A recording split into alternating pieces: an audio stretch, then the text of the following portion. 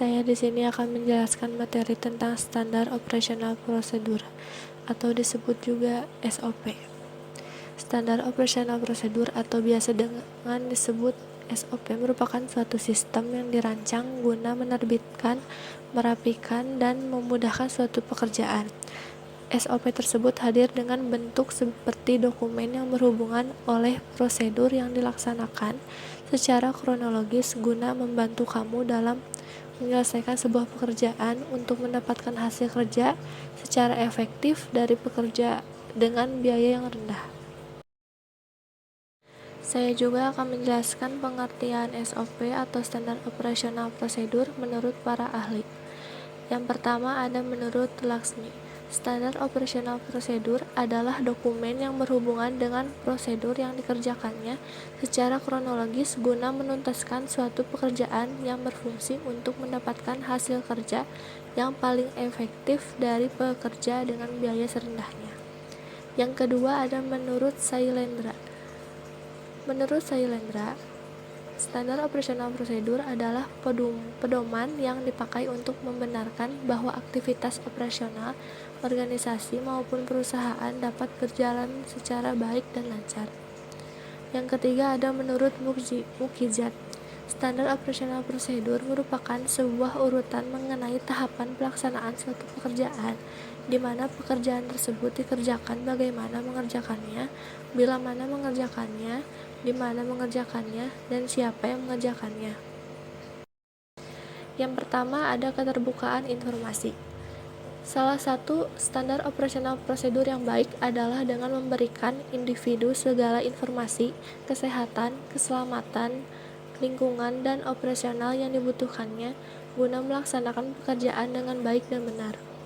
Dengan mendapatkan nilai pada produksi sedangkan kamu mengabaikan kesehatan, keselamatan, dan lingkungan, maka akan dapat beresiko pada jangka panjangnya.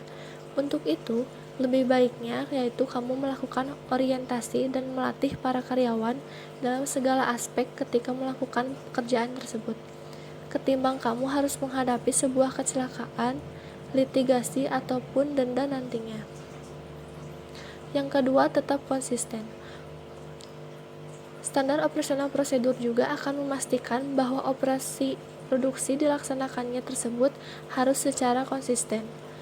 Hal itu dikarenakan guna menjaga pengelolaan kualitas proses dan produk. Oleh sebab itu, konsumen menginginkan individu dari perusahaan tetap memberikan produk dengan spesifikasi dan kualitasnya secara konsisten. Standar operasional prosedur menentukan tahapan-tahapan pekerjaan yang dapat dipakai guna membantu menstandarkan kualitas produk. Yang ketiga ada penyesuaian jadwal. Standar operasional prosedur memastikan bahwa suatu proses yang berlanjut tanpa adanya gangguan dan dapat terselesaikan sesuai dengan jadwal yang telah ditentukannya. Serta dengan mengikuti standar operasional prosedur tersebut dapat membantu kamu untuk menghindari pemadaman proses yang dikarenakan oleh kerusakan fasilitas atau kegagalan peralatan lainnya. Yang keempat ada mereduksi kegagalan. Guna memastikan bahwa tidak adanya suatu kegagalan yang terjadi dalam proses dan pembuatan lainnya yang dapat membahayakan siapa saja di komunitas maupun organisasi sekitar, maka perlunya membuat standar operasional prosedur. Dengan mengikuti panduan kesehatan dan juga lingkungan akan memastikan terhadap bahaya yang mengancam lingkungan serta membuat kemarahan masyarakat. Yang kelima ada kepatuhan terhadap hukum. Standar operasional prosedur juga memastikan bahwa prosedur yang sudah disetujui tersebut wajib diikuti sesuai dengan peraturan perusahaan dan pemerintah. Standar operasional prosedur yang telah ditulis dengan baik berperan guna memastikan bahwa peraturan pemerintah sudah dipenuhi. Standarisasi juga menunjukkan niat baik dari perusahaan untuk beroperasi dengan benar dan tepat. Yang keenam ada sebagai standar pelatihan. Manfaat standar operasional prosedur yang selanjutnya yaitu sebagai standar pelatihan. Standar operasional juga memiliki tujuan sebagai sebuah dokumen pelatihan untuk manajemen lain dalam mengetahui proses pembuatan standar operasional prosedur. Dapat dipakai sebagai dasar dalam memberikan pelatihan standar bagi karyawan baru dalam pekerjaan tertentu dan bagi mereka yang memerlukan pelatihan ulang. Yang ke-10 ada pertimbangan untuk memperbaiki keadaan. Standar operasional prosedur juga berperan sebagai pemahaman mengenai tahapan-tahapan dalam proses peninjauan dalam investigasi kecelakaan.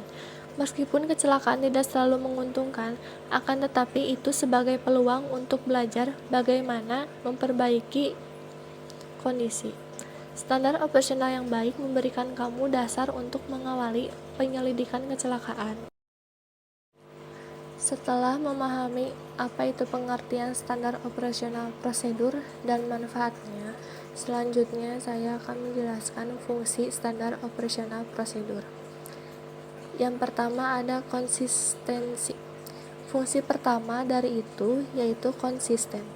Hal itu dikarenakan bahwa dengan kamu memberlakukan standar operasional prosedur secara konsistensi ketika mengerjakan segala tugas maupun aktivitas tertentu, maka konsistensi tersebut dapat mengurangi kemungkinan terjadinya masalah pada kualitas yang telah diberikan. Yang kedua ada reduksi kesalahan.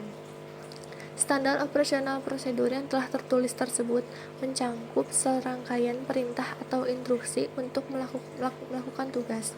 Selama tim kamu dan individu melaksanakan tugasnya sesuai dengan yang tertulis, maka terdapat peluang cukup besar untuk mengurangi kesalahan.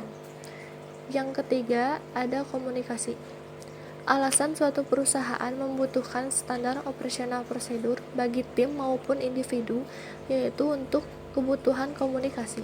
Dengan evaluasi yang dilaksanakan pada prosedur operasi diperbarui proses dan setiap pembaruan yang membutuhkan pelatihan baru. Memperbarui standar operasional prosedur dengan memberikan sebuah metode yang digunakan untuk mengkomunikasikan perubahan proses terhadap karyawan. Penyusunan standar operasional prosedur dalam suatu perusahaan atau bisnis mempunyai beberapa tujuan sebagai berikut. Yang pertama, mengupayakan peningkatan kinerja karyawan. Yang kedua, salah satu cara menjamin kualitas produk bagi konsumen. Yang ketiga, mengupayakan peningkatan keuntungan perusahaan. Dan yang keempat, sarana pengembangan perusahaan. Di sini saya akan menjelaskan tugas pembuatan standar operasional atau salah satu contoh pembuatan standar operasional prosedur.